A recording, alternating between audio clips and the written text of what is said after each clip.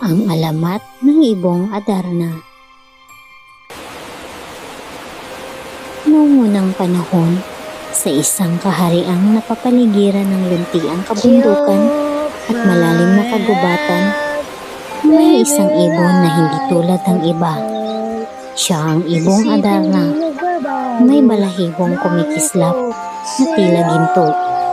Tinig na kayang pagalingin ang may sakit at awit na nagdadala ng kapayapaan sa pusong sugatan. Sinasabing tuwing hating gabi, dumarapo ang ibong Adarna sa puno ng Piedras Platas, isang punong nababalot ng hiwaga. 12 beses itong umaawit at sa bawat awit ay nag-iiba ang kulay ng kanyang balahibo, mula bughaw hanggang pula, mula pilak hanggang ginto. Ngunit may kapalit ang himala.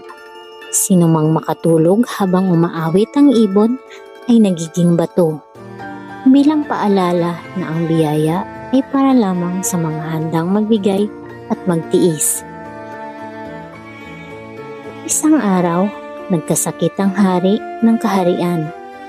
Wala ni isang manggagamot ang nakapagpagaling sa kanya.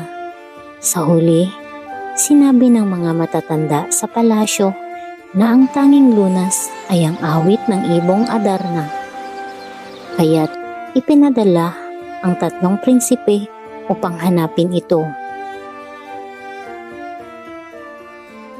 Ang panganay na prinsipe ay mabilis na sumuko, tinukso ng pagod at takot sa dilim ng gubat. Ang pangalawang prinsipe